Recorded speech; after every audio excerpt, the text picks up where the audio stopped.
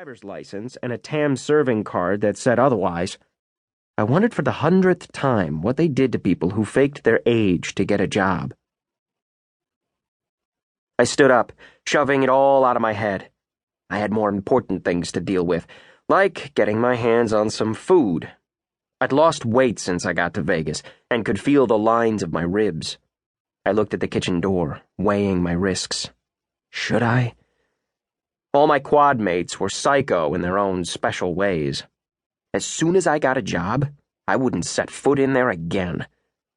I pressed my ear against the warped wood. No sound. I turned the handle as quietly as I could and eased open the door. "Hi, baby," I sighed and took a step in. "Hey, Tilda." She was at the stove with a fork in her hand, smiling a big gold grin at me. She had braids tied back in a bandana, sunken cheeks, and a funky house dress on. "Sorry if it smells in here." She waved a hand over a pot. I backed out. Last time I looked in her pot, I regretted it. "I'll just be a minute," Tilda said softly. "Got a girl waiting on me." Tilda ran some kind of witch doctor business for the Jamaicans who rented at Four Horizons. I'd seen them outside her door, heads down, leaving with Tupperware or paper bags. "No, it's cool. I'll come back later." I smiled at her and pulled the door closed. It would have to be beef jerky from 7-Eleven again. The minute I got a job, I was going straight to In-N-Out Burger, then Dairy Queen, then Safeway. I looked at my phone. No texts. Then I flipped open my laptop, which I'd set up on a cardboard box. Email first. A bunch of promos, some forwards from my friends back in Washington, and an email from Paul, my teacher at Crescent School. "Gabe, Nick, the owner of Hush, called me at the school. He needs a bartender. I recommended you. He wants to interview you tomorrow at 1 p.m. The business offices are right behind the club. You interested? P." My breath stopped for a second. I was down to my last $100. I'd used up my whole roll getting out of Washington and away from my family situation. I typed out a reply. "Thanks. I'll be there." I was back to my inbox in time to see a new email ping through. Mom, also known as sweetgirl@hotmail.com. "Gabe, don't be mad. I signed you up for the GED. You take it at the Professional Institute of Technology on Decatur Boulevard. Details below.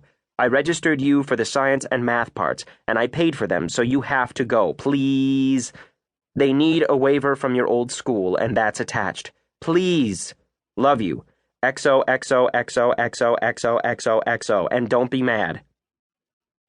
I stared at the screen for a second. The date was next week. It pretty much washed away my good feeling from getting an interview. I got up, went to the window, and leaned my head on the glass. Outside, some kids were making a pile of trash on the gravel. A girl was putting pebbles and broken pieces of bottle, green and blue, in a ring around the trash. It almost made me jealous. Kids don't have to worry about anything. Not paying rent or passing computer tests that say you're out of aces. Fold your cards. You're a loser forever. If I flunked the GED, I'd feel like such a loser. I couldn't be mad at Mom, though. She knew I'd take another 6 months to pull the trigger if she left me alone.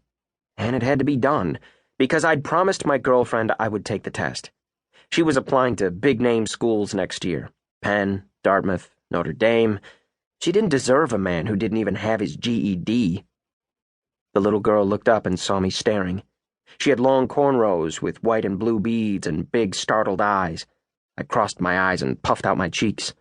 She smiled, and I smiled back. "Make your rock piles, kid. Enjoy life while you can." I flopped back on my mattress and picked up the GED study guide from where it lived next to my bed.